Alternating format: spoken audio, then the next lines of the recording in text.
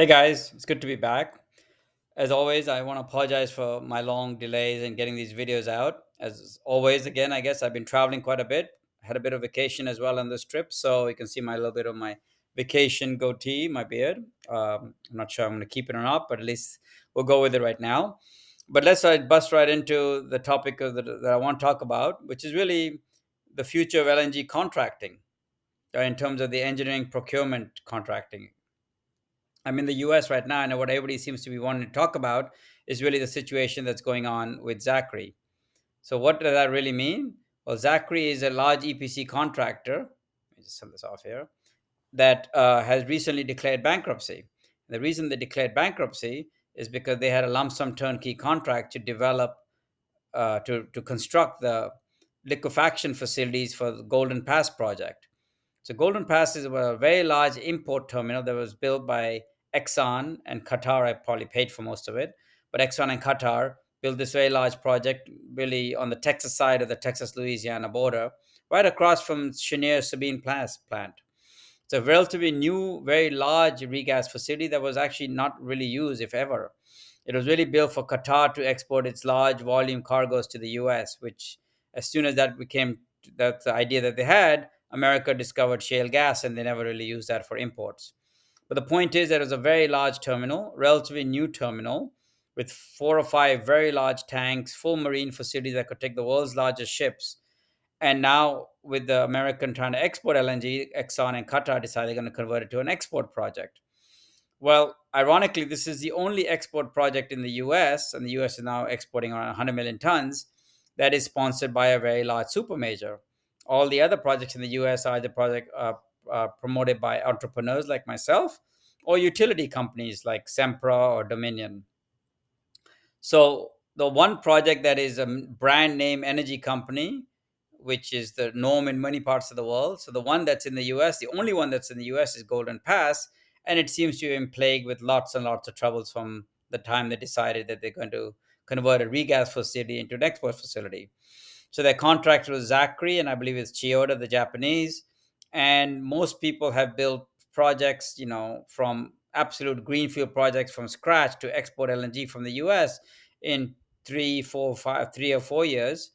These guys have been struggling with kind of convert an existing modern import facility that already had tanks, that already had all the marine facilities, into a liquefaction export facility. So really, all you're adding is a gas processing and a liquefaction with the utilities associated with that, and they've really struggled. Zachary was the main contractor. Zachary is a very large, well-regarded, privately held construction company, and I guess much to everybody's surprise, the spat, I guess is a good word, between Zachary and Exxon has now come out to the public domain. Zachary has basically accused Exxon of variation orders, and what that means is, in a lump sum turnkey contract, that you agree on a scope of work, and the contractor bills it, and it's a lump sum price, and any cost overruns have to be borne by the contractor. But in return, the contractor usually charges more than just a straight cost plus contract, where they bill for the exact time that they use. So, for instance, an example might be, I want to get a house built. I want a two-bedroom house. I find a contractor. He said he'll bill it for $30,000, $50,000. Let's just say $50,000 is probably a more realistic number in some parts of the world. And then in the middle of it, you come back and say, well, I actually want to have three bedrooms instead of two. And the discussion becomes, well, how's my guarantees for the contractor? How is its guarantees going to change? How is that going to impact the overall price? And who pays for that variation order, and how much do they pay? I'll argue, well, that extra bedroom shouldn't cost you very much. And the contractor will argue, oh, it costs me a lot. I've got to change everything. And this is the kind of discrepancy, if you blow it up by a billion times, is affecting the Golden Pass project. There's some variance orders. We don't know what they are. Exxon has been reluctant to pay some of these variance orders. There's been a billing issue. And basically, Zachary said, because of these variances, we can no longer build the project with the budget that we promised. And because the cost overruns in a $10 billion project, 5% could be $500 million. It can bankrupt many companies. They pretty much said, we're going to declare bankruptcy. And the US, when you declare bankruptcy, you can pretty much get out of your business obligations and reorganize yourself. And I think that's what they're planning to do. I expect Zachary to still stick around, just like many. McDermott declared bankruptcy and still was there after the bankruptcy. But it does put the project in jeopardy. It's not clear how any construction project that they claim is 75% complete can manage 4,000 workers suddenly being laid off this close to the end. So this, I think, is a good lesson for us all. And one of the lessons is the big companies are not always the best guys to build projects. I know that around the world, we still tend to put the Shells and the Exxons and the Totals on a bit of a pedestal. But if you really look at them carefully, a lot of the projects they build are not on time, are not on budget, and they're not always the best project managed. Sometimes they are, no doubt that for complex projects, they're usually the best people to do it. But we also have the Shell Prelude project, which is a very complex project that seems to be, 5, 6 times the cost, original cost, when they declared that sanctioned the project. And we have numerous projects around the world that large companies have done that haven't worked out very well in terms of cost and schedule. Many of these are in Australia, which probably killed the future of the Australian LNG business. These Australian projects were built 10 years ago. Nearly all of them were 40% over budget and years late. And all of them were really sponsored by large energy companies. While the big contrast was in the US, we have 100 million tons of LNG exports, 6 projects or 7 projects that are exporting today. And really, all of them are exporting, with the exception of Freeport, probably with a very little fanfare and very little drama. The one project that is sponsored by a large energy company, which is the Exxon Golden Pass project, which we're talking about, seems to be plagued by just those typical problems. The cost to overrun so high that the contractor is walking away, has declared bankruptcy, 4,000 workers have been laid off, and we have no idea what the schedule implications are. I'm not trying to be negative about the big companies. I'm just trying to say that sometimes we shouldn't always put the big companies on a pedestal. And here I am with my company, Gulfstream LNG. I'm trying to raise money, and a lot of people come to me and say, "Well, you're not a big company. Why should we invest in you?" And I just say, "Listen, most American LNG exporters were not big companies either, and they've been very successful at LNG exporting. And most of them have done this with their costs and budgets and time schedules under control."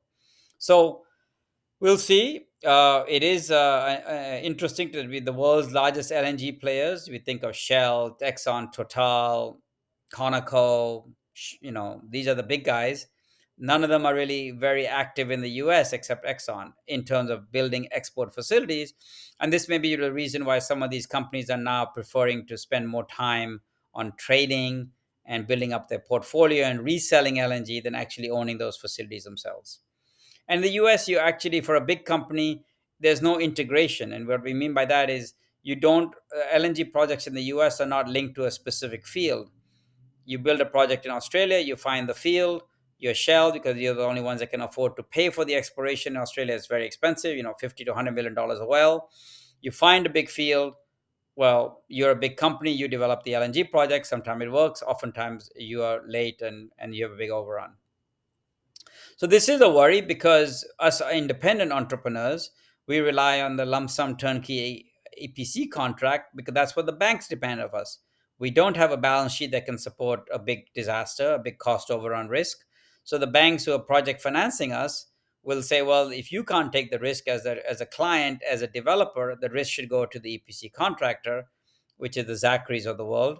And the contractors, to take that risk, they often add the word number I've heard is 20% to the bottom line to pay for that insurance against them going over. But if their costs are much more than 20%, let's just say you're doing a bid for the Exxon project is probably $5 to $10 billion. A 10% overrun will be $500 million. That can bankrupt many companies. So that's what we're seeing today. There's now going to be less and less EPC contractors willing to do LSTK contracts. That's the lump sum turnkey that I talked about. And that is going to make the entire market space less competitive. The guys who are very good at it, like the Bechtel, will have a lot more pricing power in the future. And it may scare more developers away.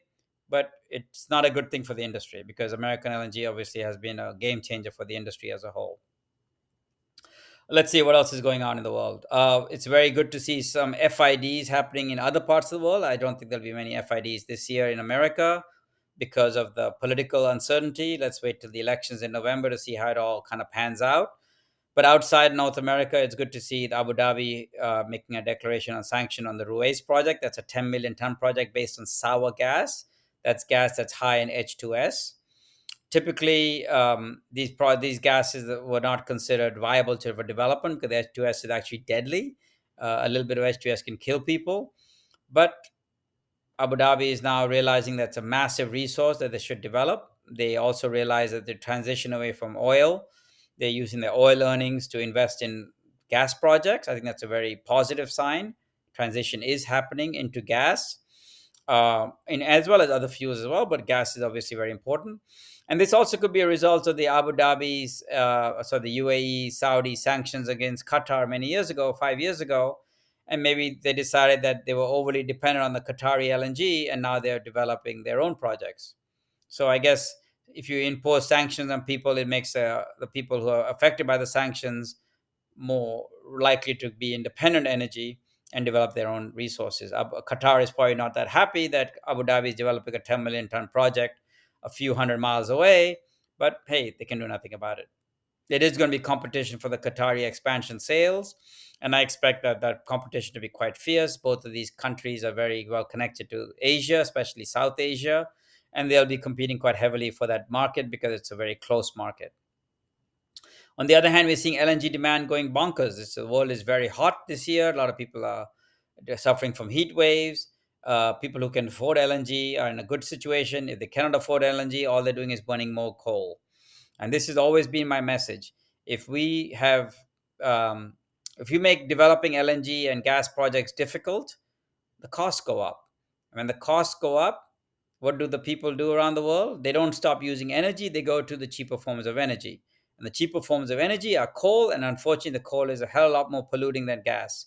So, for those anti gas folks out there, the whole thing is being very counterproductive. By you protesting an LNG export project in the US or elsewhere, all you're doing is raising the price of gas around the world.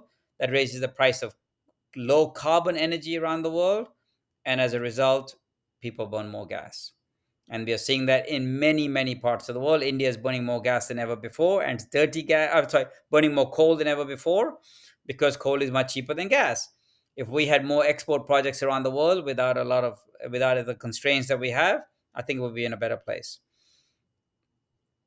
Interestingly enough, places like Egypt, which we thought were going to go back to being a large exporter, are now very much suffering energy shortages and now relying on imports. The war in Gaza is making it difficult for Egypt to import Israeli gas. And now Egypt is out there as a large importer. I don't see how it's going to be an exporter anytime soon. It goes back to the overall thesis that I've always been said, that there are limited supplies of new LNG in the world. We like to think there's lots of places, but if you really look closely, you'll see very few places get developed. Projects are often delayed. The one in Mauritania finally looks like it's happening, the Tortue project, where it's taken many years. Mozambique, no idea when that war is going to end, no idea what people are going to do. Expansions of existing projects around the world have been difficult and take a lot of time. And places like Europe, interestingly enough, they make with a lot of fanfare.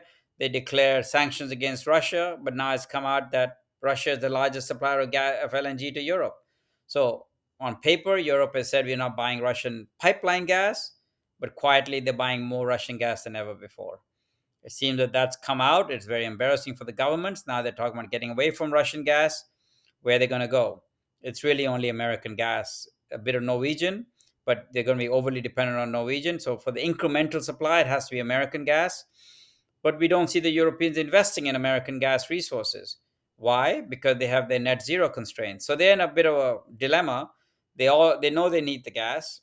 They know they have to get away from Russian gas. They know that the energy transition is taking longer. They know that the hydrogen hype, I like to say it's on peak foolishness. Have we passed, instead of peak demand, let's talk about peak foolishness. Have we passed peak foolishness in hydrogen and all this other stuff? I sure hope so. But there is still going to be some lingering believers in the stuff. We'll see how that all pans out. But at the end of the day, Europe needs energy. So what's it going to do? It's going to burn more coal. And it's going to end up burning more Russian LNG, even though it says it shouldn't. It should be buying more American gas. It should be supporting LNG projects in the US and elsewhere. But they have a net zero, and they have made these public statements to their shareholders that they can't really invest in gas projects around the world anymore. So, interesting world we live in. The energy transition is going to take a long time. Gas is going to be around for a long time.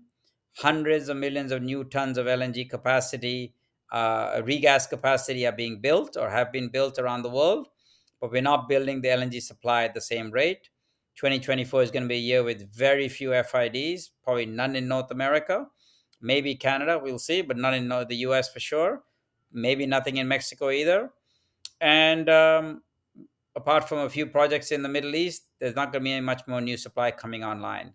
So with that, I leave you. My Gulf Stream project is continuing to move ahead. We are very much in the FERC permitting process. We are responding to their queries. We are writing reports, and we are having open houses. So we're still looking for investors. Let me know if anybody's interested. Thank you. Bye bye.